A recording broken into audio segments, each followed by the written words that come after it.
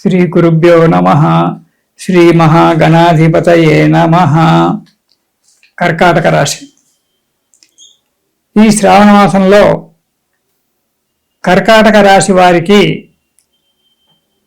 కొంత అనుకూలంగానే ఉంటుంది, కొన్ని ఇబ్బందులు కూడా ఉంటాయి. భూములు కొనుగోలు చేయడం జరుగుతుంటుంది. చేసే పనుల యందు విజయం సాధించడం అనేటువంటిది జరుగుతుంది. కాకపోతే కొన్ని పనుల వల్ల ఆటంకాలు ఏర్పడి ఇబ్బందులుగా కూడా ఉండొచ్చు. ఇక మూడవ వారం కనుక చూసుకున్నట్టయితే మీరు ఊహించినటువంటి కొన్ని కష్టాలు రావడానికి ఆస్కారం ఉంది. చేసే పనిలో ఆదాయం మంచిగానే ఉంటుంది, కానీ ఖర్చులు అధికంగా రావడానికి ఆస్కారం ఉంది. మనోనిబ్బరాన్ని అధికమైనటువంటి ధనము ఖర్చు కావడం వల్ల మనోనిబ్బరం కోల్పోతారు. ఎంత కష్టపడ్డా ఫలితం లేదు అనేటువంటి ఒక భావనలో ఉండిపోవడం జరుగుతుంటుంది. నిరుద్యోగులకు ఆశాభంగం ఏర్పడుతుంది. ఉద్యోగం గురించి ప్రయత్నం చేయడము, 1, 2, 3 సీటింగులు కాగానే చివరి యొక్క దాంట్లో పోవడము, లేదా అది అధికారులు పెండింగ్లో పెట్టేయడము, ఇలాంటివి ఉంటాయి. ఉద్యోగం చేసేవారికి చిక్కులు వచ్చి మానసికంగా బాధపడడానికి ఆస్కారం ఉంది. కుటుంబంలో చిన్న చిన్న సమస్యలు ఏర్పడి భార్యాబిడ్డలతో కలహాలు ఏర్పడము, మానసికంగా బాధపడము ఉంటుంది.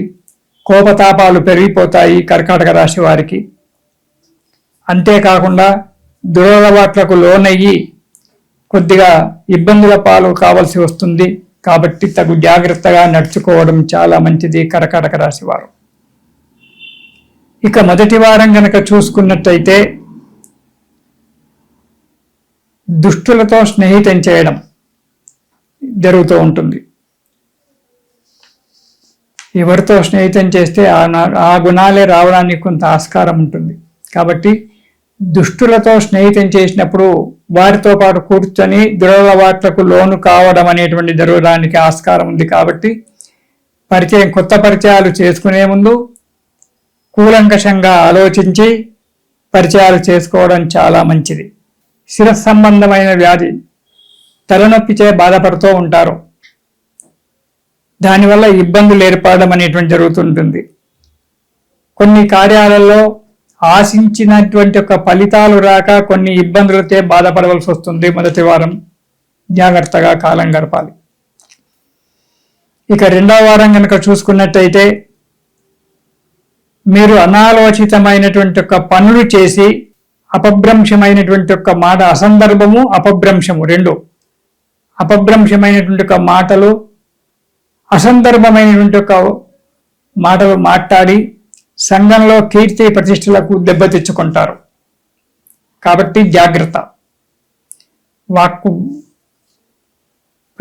నోట్లో నుంచి ముఖంలో నుంచి వాక్కు బయట పడే కంటే ముందే జాగ్రత్త పడాలి. ఏ వాక్కును ఎలా ఉపయోగించాలి అనేటువంటి. వాక్కు బయటపడిన తర్వాత ఎవరము ఏమీ చేయలేము. కాబట్టి తగు జాగ్రత్తగా వాక్కును ఉపయోగించాలి. వృత్తిలో కొన్ని చిక్కులు రావచ్చు, కొంత మోసపోవడం అనేటువంటి కూడా జరగవచ్చు. ముఖ్యంగా మీరు నమ్మిన వారే మిమ్మల్ని మోసం చేయడానికి ఆస్కారం ఉంది. కోపతాపాలన్నీ కూడా పెరిగిపోతాయి.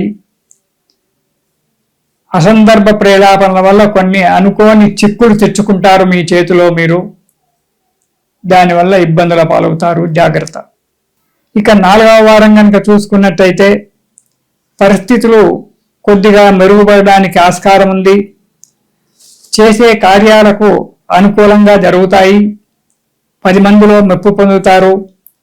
మీకు రావాల్సినటువంటి ఒక ధనం ఏదైతే ఉందో అది చేతికి అందుతుంది. పెద్ద వారితో పరిచయాలు ఏర్పడతాయి. మంచి శుభకార్యాలు చేయడము లేదా శుభకార్యాలలో పాల్గొనడము అనేటువంటిది జరిగి ఇంట్లో కూడా సుఖశాంతులతో సంతోషంగా ఉంటారు. కాబట్టి ఈ రాశి వారు ఈ చిన్న చిన్న కష్టాలు పోవడానికి దుర్గా స్తోత్రం ప్రతిరోజు పారాయణం చేయండి. దుర్గా స్తోత్రం గనక ప్రతిరోజు పారాయణం చేసినట్టయితే సకల కష్టాలు వెళ్ళిపోయి మీరు సంతోషంగా హాయిగా ఉంటారు. ఇది శుభం.